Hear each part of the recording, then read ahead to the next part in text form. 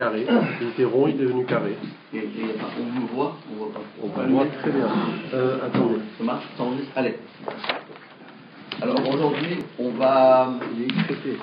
Non, il est pas bon là. Non, il est pas bon. Il Il est un peu écrété. Il est pas cadré, il est pas cadré.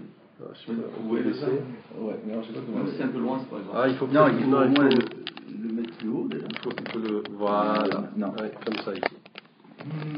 Voilà, c'est bon, c'est bon, c'est bon. Très bien. Perfect. Allez, donc aujourd'hui on va découvrir un nouvel aspect de la Torah. Peut-être que pas tout le monde connaît c'est quoi le livre du Rambam.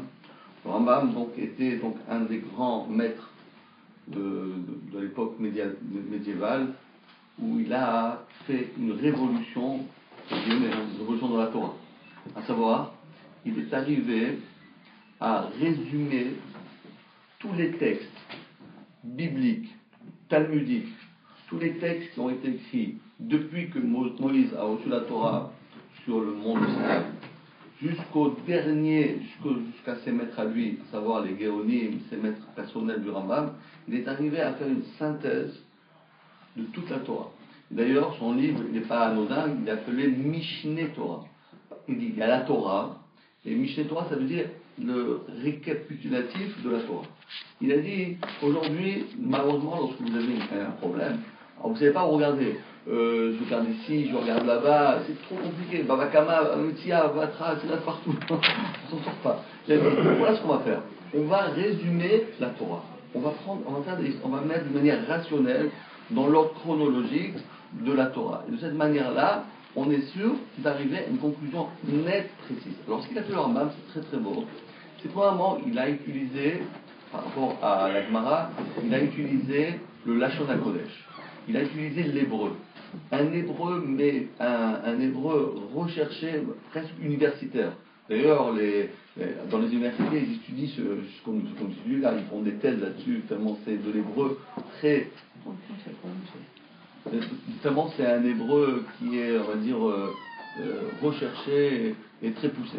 Deuxièmement, il a fait le Rambam, donc un hébreu clair. Deuxièmement, il n'a pas fait question-réponse, peut-être, je sais pas, et marloquette, et lui dit comme ça, lui dit comme ça. On s'y perd dans toutes ces considérations. Ce qu'il a fait, il a écrit un livre d'une clarté et d'une beauté exceptionnelle. Et surtout, ce qu'a fait le Rambam, troisième chose, c'est qu'il est allé directement au vif du sujet, à savoir qu'est-ce qu'on doit faire, quelle est la halakha, quelle est la manière de réfléchir, comment on doit agir, etc. Il ne s'est pas embourbé dans des thèses philosophiques qui n'ont aucune fin. Il est arrivé, il est allé directement dans l'essentiel. Et donc, son livre, il a appelé le Mishneh Torah. Et comme il a écrit 14 livres, il a appelé, c'est le livre du Yad HaChazaka. La main forte comme, évidemment, on va me dire, comme Hachem, il a sorti le peuple d'Israël avec la main, comme le bras fort, mais lui il a fait la même chose, Yad HaChazaka. Parce que Yad, ça fait 14. D'ailleurs, regardez bien, dans la main, on a 14 phalanges.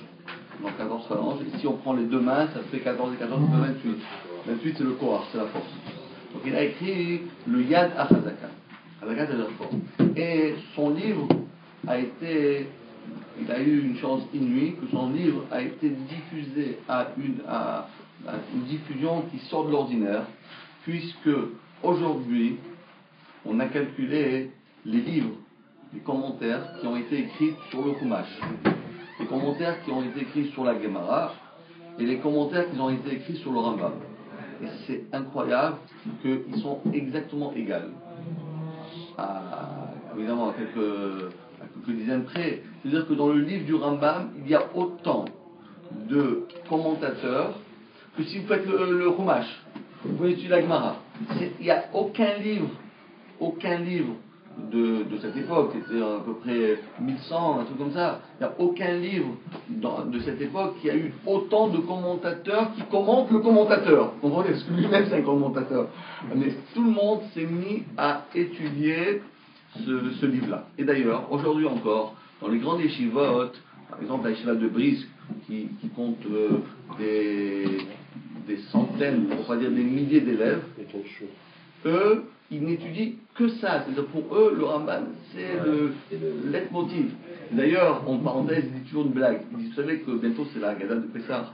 Bientôt on arrive à la Gada de Pessah. Qu'est-ce qu'on dit? Ilou otiano Hashem mitraïm, j'entends dayenu, dayenu, dayenu. Après on a dit, si Hashem nous avait approché au Har Sinaï, il nous a pas donné la Torah, dayenu.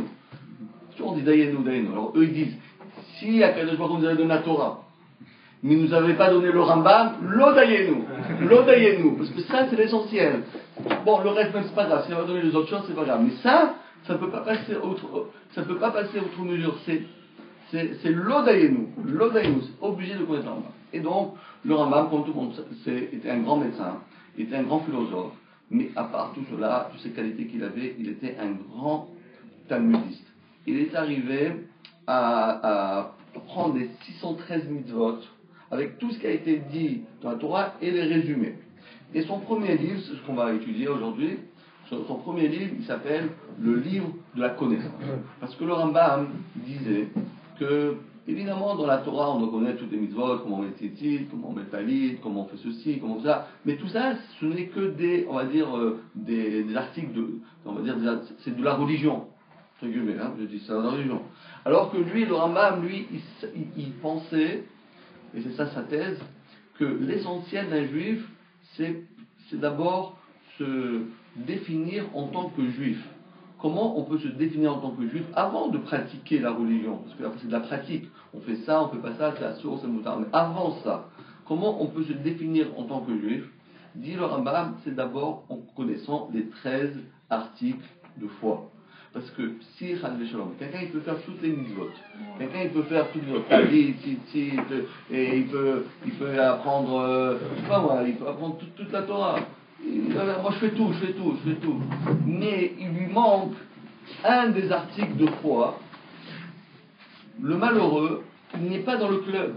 Je ne fais pas partie du club. Parce que pour rentrer dans le club, il faut signer, on va dire, il faut adhérer aux règles. Et les règles de la Torah, ce sont les 13 articles de foi. À savoir, de connaître, de savoir que Dieu est unique, de savoir que Dieu, il n'y a pas de duplicité, ou bien de la Trinité, il n'y a pas toutes ces choses-là. Que Dieu il n'a pas de corps, que Dieu il ne se conforme pas, il est au-dessus du temps, il est au-dessus de l'espace. Tous ces sujets-là, pour le Rambam, ce sont les sujets essentiels d'un juif. Parce qu'on ne peut pas imaginer qu'un juif puisse faire la Torah s'il ne connaît pas ses bases. Et c'est pour cela que le Rambam, il a appelé son premier livre le Mada. Mada, ça veut dire quoi? La connaissance. Mais quelle connaissance? On ne parle pas de la connaissance des astres ou bien la connaissance de ceci ou cela. C'est aussi. Mais la vraie connaissance, c'est la connaissance d'Hachem. Et c'est ça qui est sublime, c'est que non seulement le Rambam va défendre la thèse que nous, juifs, on est des ma'aminim et des ma'aminim. Nous, on croit en Dieu, quoi qu'il arrive. Même 6 millions de juifs, ils ont été tués, ils ont été massacrés. On ne sait pas pourquoi, mais on continue à croire en Dieu. On ne peut pas dire, ah bon, j'ai une question, je ne crois plus en Dieu. Non, c'est pas ça. Même s'il y a des questions, tu crois en Dieu. Mais le Rambam, il dit, c'est vrai, la croyance, c'est une chose. Mais il faut au-delà de la croyance, il faut avoir ce qu'on appelle la connaissance de l'éternel. Et sa thèse a été reprise par beaucoup de Rishonim, entre autres le Nachmani, le Ritva, le Rashba, beaucoup de Mefarshim se sont dit, c'est ça ce qu'il faut faire. Il ne suffit pas de croire, mais il faut le connaître. Hachem, je vais vous dire un exemple. Imaginez-vous, chacun a un père, a une mère. Des fois, vos parents ont fait, ou bien font, encore aujourd'hui, ils font quelque chose. Alors des fois, vous ne comprenez pas, vous n'êtes pas en symbiose avec eux. Mais pourquoi tu fais ça? Pourquoi tu fais ça? Alors il y a deux manières. Bon, mon père il a dit, je fais. Mon père il a dit, je fais. Mais est-ce que vous, en tant que parent, voulez que vos enfants, ils exécutent vos ordres, ou bien qu'ils comprennent pourquoi vous l'avez fait? Évidemment, c'est la deuxième option. Parce que c'est bien de donner une claque à un enfant et de dire tu fais ça, ok, bon papa, d'accord, je le fais. Bon, mais c'est pas comme ça qu'on doit éduquer nos enfants. C'est pas ça qu'un parent il veut. Un parent, qu'est-ce qu'il veut? Il veut quel est le leitmotiv d'un parent? C'est quoi? De connaître, comprendre ce que ses parents, ce que son père, ce que son mère, pourquoi il a fait ça, pourquoi il fait ça, pourquoi il me dit ça, pourquoi il fait ça, d'accord? Et c'est exactement, ma vie, ben Kodesh Lechol, ben dans la recherche, c'est la même chose. Il y a deux choses. Moi j'ai confiance en Dieu, ok. Donc c'est-à-dire tout ce qu'il fait, c'est bien, ok. Mais Hachem ne veut pas ça, il dit, c'est quoi, t'as confiance, bravo, c'est bien ce que tu fais. Mais plus que ça, je veux que tu me comprennes. Tu vas comprendre pourquoi j'ai fait ça, pourquoi je ne le fais pas, pourquoi j'ai agi de cette manière, pourquoi j'ai fait ça, pourquoi il fait ça, pourquoi il fait ça. Et donc, dit le Rambam, c'est ce qu'on appelle le Mada. Ça, c'est la vraie connaissance. On ne prend pas la connaissance de toutes les sciences, c'est rien que, on va dire, une virgule dans la vraie connaissance.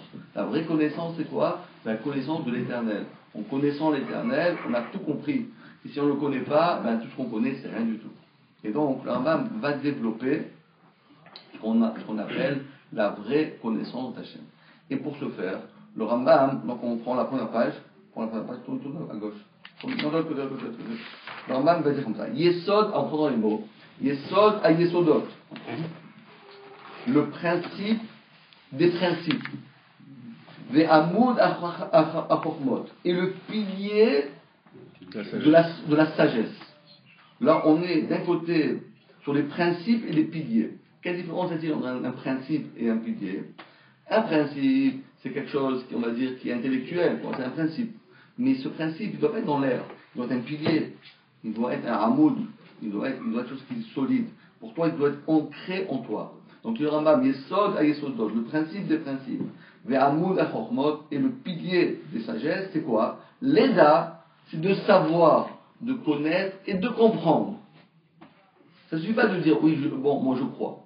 Je crois, c'est bien, mais c'est sûr que les juifs sont malminim, bénémaminim. Mais sache, comprends-le, parce que Hachem, il veut que tu le comprennes. De quoi savoir? Chez Yesh, Sham, Matsul Rishon. Il y a un être premier. Hachem, c'est l'être premier. Ve'u, Mamtsi, Kolanimtsa. Et c'est lui qui a. Et c'est lui qui est incorporel, qui a créé toute l'existence. Ça veut dire quoi? Il y a, pour l'instant, c'est ça qui est intéressant, c'est que le Rambam ne le définit pas. D'abord, vous savez, toujours nous, vous savez, les juifs, comment ça marche les juifs? On réfléchit toujours par l'absurde. Si c'était pas ça, ben, tu n'aurais pas arrivé à faire ça. Donc si tu fais ça, donc ça veut dire que ça existe. Comment ça marche? On réfléchit toujours par ce qu'on appelle une réflexion par l'absurde. Si tu avance. Si tu fais ça, t'arrives donc c'est pas possible. Donc c'est sûr que c'est pas ça. Donc c'est pas ça, donc c'est ça. Voilà, on fait ça. Dis le Rambam. L'être, d'abord on va pas dire qui c'est, on va dire que c'est obligé. Vous allez comprendre dans un instant pourquoi. Qu'il y a un être suprême et que de lui émanent toutes les créatures. C'est obligé. Pourquoi? Parce que, dit le Rambam, on va expliquer dans un instant. Non seulement c'est lui qui est l'être suprême et de lui émanent toutes les créatures, mais plus que ça, tout ce qui existe. Mina Shamaim, que ce soit dans les sphères, que ce soit dans l'univers, Ve'eret, ou bien sur la terre, Mash et Benehem, et tout ce qui peut englober ces deux pôles-là, L'Oninseou, ils n'ont toutes ces créatures-là, et là, Miamitat Imatseo. Toutes ces créatures ne peuvent exister que par l'existence de cet être premier. C'est pas possible, on va expliquer dans un instant pourquoi, d'où tu sais, c'est pas possible que toute cette créature puisse exister s'il n'y a pas un être premier. Pourquoi? On va la page en haut. Et si tu crois un instant que Hachem n'existe pas, ben, sache que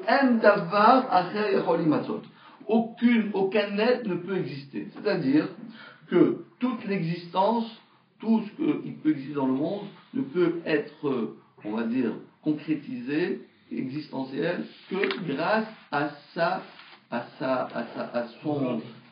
son être lui-même. V'im ya'aleh ha'da'at she'en kol ha'nimtsaim milvado b'tzuyim. Et si tu pourrais penser chez En Kol Hanimtsaim Ilevado Metsuim, que peut-être, on va dire, peut-être tous les êtres existent, mais lui n'existe pas. Disons comme ça. On va dire c'est le Bing Bang. Pourquoi pas? C'est une bonne thèse, non? Pourquoi pas? Il dit le Rambam, il dit, ou levado yematsul, velo yivatel betulam. Il dit, mais le problème, c'est que le Big Bang, c'est quoi l'expansion? C'est qu'à un moment, tous les scientifiques se mettent d'accord qu'à un moment, le monde va aller à la dérive. Le monde ne peut pas exister à tout jamais. Le monde, il a un temps. Le monde, il est limité dans des limites du temps et de l'espace. Alors que Dieu, il est sans limite.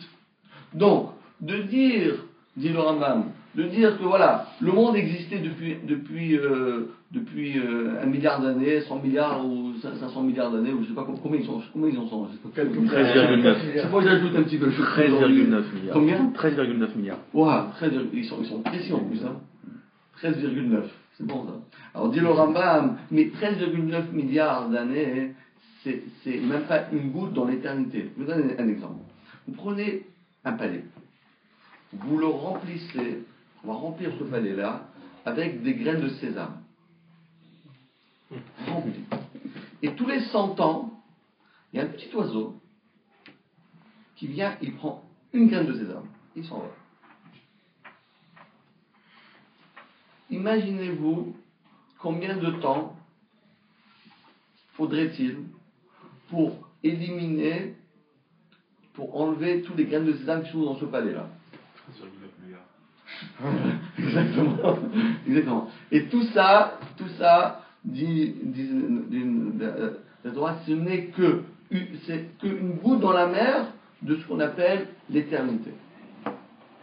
Pour imaginer, parce qu'on ne peut pas imaginer que veut dire 19 milliards ou 100 milliards ou 300 millions ou 2 milliards, on n'arrive pas à imaginer. Là, c'est un peu plus, on va dire, concret. Dit le Rambam, et donc, chez Kol, parce que, ou les Vado Yematsui, après tout ça, après toute cette période-là, tout va peut-être s'effacer, mais lui, Velo Yivatel ou les Betula, mais lui, par contre, ne sera jamais effacé. Chez Kol Aninsaïm, parce que toutes les créatures, Trichimlo, toutes les créatures ont besoin de lui. Veu Baruchu Eno Tzair Lahem, mais lui, il n'en a pas besoin. Voilà, c'est très important ici. Vous savez qu'aujourd'hui, on est dans un monde de dépendance. Chacun a besoin de l'autre. Ça n'existe pas d'être autonome. Les gens disent, moi je veux être autonome. On ne peut pas être autonome. Parce que probablement, nous, on descend tous de nos parents. On ne peut pas naître comme ça. Tout le monde a besoin de quelque chose qui est une hiérarchie. On peut pas imaginer que, voilà, on puisse être une personne, un être, une chose qui n'est indépendant du temps, de l'espace, de tout. Et en réalité, c'est tout comme une chaîne avec des maillons. Et on est rien que nous, un autre maillon. Alors, dit-il, mais lui, l'Éternel, Hachem, cet être suprême, lui, il n'a pas besoin ni de eux, ni d'un d'entre eux. C'est-à-dire que lui, c'est vraiment, on va dire ça, la définition, une des définitions d'Hachem, c'est qu'il est au-dessus de toutes les contingents. Il dépend pas de nous, il n'a pas besoin de nous. Et d'ailleurs, c'est ça l'erreur fatale de ne pas faire. C'est-à-dire, il y a des gens qui disent, bon, je fais la braba, ou Hachem, je remercie Hachem. Donc ça veut dire qu'Elo, tu as fait un cadeau, dis-lui merci. C'est une erreur. C'est une erreur de penser ça. De penser que nous, en faisant les mitzvot, en mettant les filles le matin, en allant à la synagogue après le matin, et faire mincha, et faire arvit, et faire Birkat Hamazon, et étudier la Torah, bon, on lui fait plaisir. Hachem n'a pas besoin de notre plaisir. Hachem, il n'a nullement besoin d'un plaisir. Hachem, c'est au-delà du plaisir. Mais c'est quoi alors? Mais qu'est-ce qui se passe en réalité? Pourquoi on fait ça? Pourquoi on fait quand même tout ce que nous faisons aujourd'hui? Réponse, c'est écoutez bien. Écoutez bien parce que c'est si vous comprenez ça, vous avez fait un grand pas en avant. Pourquoi on fait les mitzvot? Pourquoi? crois que Dieu a besoin de te mitzvot, tu mets le film, tu vas le déranger. Le pauvre, je suis vraiment fâché, il n'a pas mis de film ce matin. Il s'en fout. Tu mets le film, ça ne le dérange pas, lui. Tu mets un mezouza. Tu as mis la mezouza, tant mieux, tu n'as pas mis ton pire. Mais Hachem, ça ne l'interpelle pas. Alors, mais pourquoi alors on le fait? Écoutez bien pourquoi on fait les mitzvot. Parce que, on va faire un machal, on va donner une image. Il y a un pauvre et il y a un riche. Le pauvre, qu'est-ce qu'il fait? Il tape à la porte du riche, il lui dit Monsieur le riche, est-ce que vous avez un morceau de pain à me donner? Alors le riche qui est très gentil, qu'est-ce qu'il fait? Il prend un morceau de pain et lui donne. Il lui donne du pain dans la main. Il lui remet une tranche de pain dans la main. Imaginez-vous maintenant un instant le sentiment de ce pauvre-là. Ce pauvre-là. Il a tendu la main. Déjà de tendre la main, que Hachem nous protège, à nous, nos enfants, nos petits-enfants, jamais de le faire. Mais imaginez-vous les gens qui sont obligés de le faire. Ils tendent la main. Et ils reçoivent un morceau de pain. Lorsqu'il va prendre ce pain, évidemment, ce pauvre-là, il était une poids extrêmement riche. Lorsqu'il va prendre ce morceau de pain, il va le manger. Imaginez-vous un petit peu l'amertume, imaginez-vous un peu l'amertume qu'il va avoir dans chaque bouchée de pain. Ça va le bloquer à la gorge. Il ne pourra même pas avaler ce pain-là. Il dit quelle honte. On dit quel chômage je vais avoir. Je ne peux pas manger ça. Ça ne me passe pas. Après, il va avoir tension haute, stress, cholestérol, tout le reste. Pourquoi? Parce qu'il n'y a pas pire comme punition que la honte. Tu reçois une gifle, ça reçoit une gifle. Mais la honte, ça ronge. La honte, ça peut anéantir une personne. Ça peut anéantir son être, son esprit et tout. Hachem, écoutez bien. Pourquoi il nous dit ça, les mitzvot? Il n'a pas besoin de mitzvot. Vous avez garanti, il n'a pas besoin. Ils se sentent très bien. Ils se sentent très bien. Hachem dit quoi? Vous les juifs, vous allez faire les mitzvot. Pourquoi? Parce que si le jour où il y aura, moi, Hachem, je vous donne ceci, je vous donne cela, je vous donne une récompense au Olam Hazé, et je vous ai réservé une méga récompense pour le Hatid Lavo, à l'époque du Mashiach, le Olam Haba, tout ça. Mais imaginez-vous que tout ça, je vous donne gratuit. Quelle sensation vous allez sentir? J'ai rien fait, je reçois des cadeaux. J'en ai marre de recevoir des cadeaux. J'en peux plus. Je me sens pas bien. Pourquoi m'envoyer mon Isaac? Qui suis-je? Donc qu'est-ce qu'Hachem il fait? Il a dit, tu sais qu'on va faire un partenariat. On va faire un deal. Toi tu peux faire quelque chose, comme ça après moi je te donne ton salaire. C'est plus un cadeau, c'est un salaire. Un salarié, c'est autre chose. Un salarié, c'est une autre dimension. Un salarié, il a travaillé son mois. Lorsqu'il arrive à la fin du mois, il dit, écoutez, moi j'ai besoin de mon salaire. Il dit, oh, je te fais un cadeau. Non, c'est pas un cadeau, ça. C'est mérité. C'est exactement pour ça que Hachem a fait toutes les mitzvot. Il a fait les mitzvot pour kaviachol, qu'on puisse, nous, lui donner, entre guillemets, croire qu'on lui donne on va dire, un travail.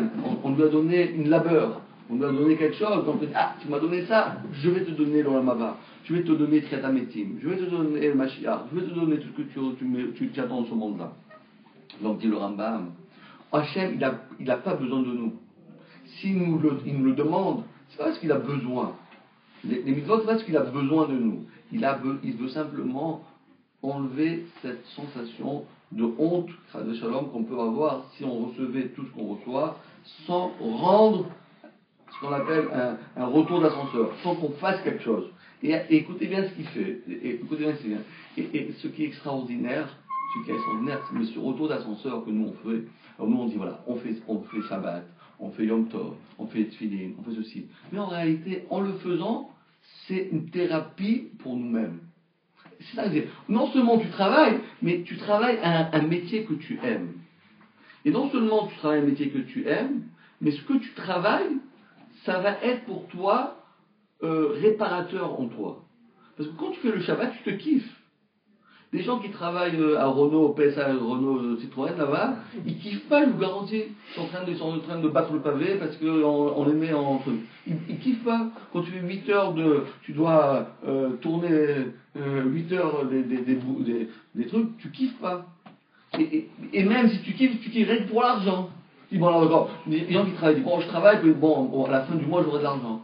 Mais kiffer son métier, aimer son métier, et non seulement, c'est pas seulement j'aime le métier, mais ton métier te donne tout ce qu'un être humain peut attendre. Et c'est ça qui est beau. Regardez comment ça me fait. Vous allez travailler pour moi, mais attention, c'est pas pour travailler comme des serviteurs, comme des esclaves. Ce ne sont pas des esclaves, ne sont pas des esclaves. Vous allez travailler, mais en réalité, le travail que vous allez émettre, faire, sera au contraire pour vous, comme vous faites le Shabbat. C'est le plus beau jour de notre vie. Lorsqu'on se marie, c'est le plus beau jour. Lorsqu'on fait tous ces mitzvot-là, c'est des moments qui sont rappelez-vous ce qu'il disait le Gaon de Vilna. Le Gaon de Vilna était le dernier jour de sa vie, il était dans son lit de mort. Il a dit à son élève, après Mivologine, il lui a dit, amène-moi, je t'en prie, amène-moi des tzitzit. Mais pourquoi Rav? Amène-moi des tzitzit. Alors il a pris les tzitzit, il se les mis sur lui, il a embrassé les tzitzit, il a dit, tu sais pas combien de tzitzit ça coûte 10 euros, 15 euros, 20 euros, c'est rien, ça coûte rien les tzitzit. Avec ces petites fils-là qui ont l'air anodins, c'est des fils de laine, il n'y a rien de très grand, c'est pas quelque chose qui a une valeur extraordinaire. Il dit, on peut être zoché à Shina. N'oublions pas que les tzitzit, ils ont une faculté qu'on se connecte. Les tzitzit, c'est un peu, si vous voulez, c'est comme le Bluetooth. C'est comme le live. Il y a un fil. Hein, il y a des antennes quand même. Hein, oui, mais en plus, il y a 8 antennes. C'est pas anodin, 8 antennes. Hein. 8, c'est le chiffre au-delà de l'infini. Voilà, c'est à partir de 8 on commence à rentrer dans l'infini. Donc dis je veux embrasser les tzitzit, parce qu'en embrassant les tzitzit, qu'est-ce qui va se passer? On peut être zoché à la Shina. Donc dit le Rambam, lui il n'a pas besoin de nous. Il n'a pas besoin. Il n'a pas besoin de nous. Nous, ce qu'on fait, c'est pour nous. Il nous l'a demandé de le faire pour qu'on puisse être bien, être serein en nous. Les mitzvot, c'est pour nous. Les mitzvot, c'est pour bien vivre, pour vivre heureux, pour vivre déconnecté de toute la rasra. Vous savez, non mais c'est vrai, mais imaginez-vous, la vérité, j'ai vraiment pitié des gens qui n'ont pas la Torah. J'ai vraiment pitié. Ah oui, je peux dire. Mais mieux encore, on se demande comment ils font. Ouais, exactement. J'ai vraiment pitié. Parce que qu'est-ce qu'ils ont dans la vie? La plupart, ils se terminent, ils montent sur la tour Eiffel, après ils se jettent là-bas, maximum, ça peut arriver ça. En général, ça se termine comme ça. Dès qu'il y a un petit problème, je fais un petit tour dans l'espace. Allez, on continue. Les fichar, dit le Rambam, en amitato kamitat atran me'em. C'est pour cela que l'essence même d'Hachem ne ressemble en rien en ce qu'on appelle nous l'essence nous-mêmes. Dalet, non, Dalet, ici. Ou chez un Navi Omer. Et c'est ça ce que le Navi, le prophète dit. Vachem, Elohim, Emet. Dieu d'éternel, Emet. C'est quoi le Emet, dit le Rambam? Le Emet, ça veut dire une vérité, ça veut dire qu'il y a un mensonge. Vérité, ça veut dire c'est l'essence, on va dire, c'est l'essence même de la création. Il n'y a que ça. Emet, c'est-à-dire qu'il n'y a que ça. Il n'y a pas autre chose. C'est difficile à comprendre ça, parce que nous, on est dans un monde qui est tellement fouillis qu'on ne s'en rend pas compte. Mais, ça veut dire, le leitmotiv de tout l'existence, c'est Hachem. Hachem, il est, comme on dit, Melo, Kol, Haaretz, Kevodo. Et tout le reste, ce n'est que des virgules. Ou levado emet. C'est lui seul qui est la vérité. Ve'en lechat emet kamito. Il n'y a aucune vérité comme la sienne. Torah omeret en od milevado. Il n'y a rien d'autre que Hachem. Klomar en cham matsu. Il n'y a pas un être emet qui est vérité milevado, son milevado à part lui, kamoto comme lui. D'ailleurs, ça c'est un grand secret dans la Torah. Vous savez, c'est calme. Là c'est bien, c'est calme.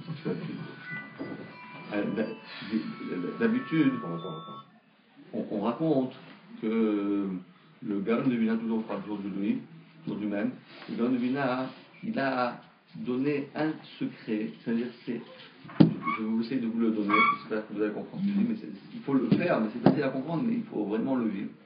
Il dit une personne, qui est dans un danger, ou bien une personne qui a un problème très très dur à gérer, ou bien qu'il est dans une situation de maladie, ou tout autre chose.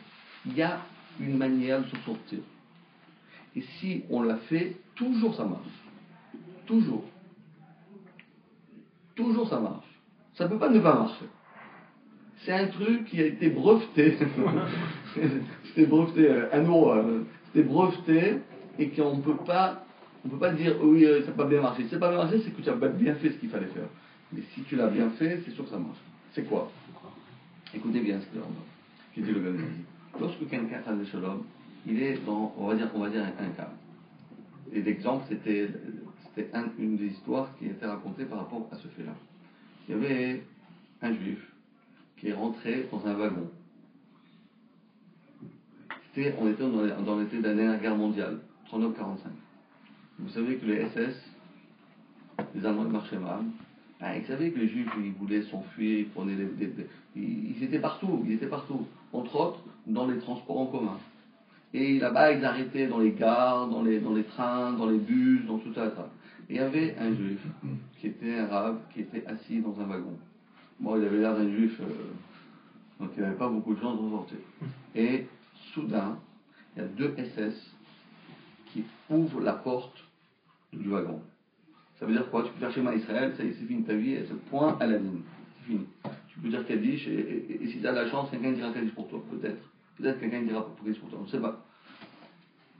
Il a dit, je sais quelque chose. Je sais une manière de m'en sortir. Comment il a fait? Il a dit, En od milevado. Il a pensé, mais c'est pas une goula. Si tu le dis, ça marche. Il faut le dire, il faut le penser, il faut le vivre, il faut vibrer de ça. En od milevado. Il n'y a que Dieu dans le monde. Il n'y a que Dieu dans le monde. Que lui seul. En od milevado. Il n'y a que lui seul qui est omniprésent, qui peut sauver.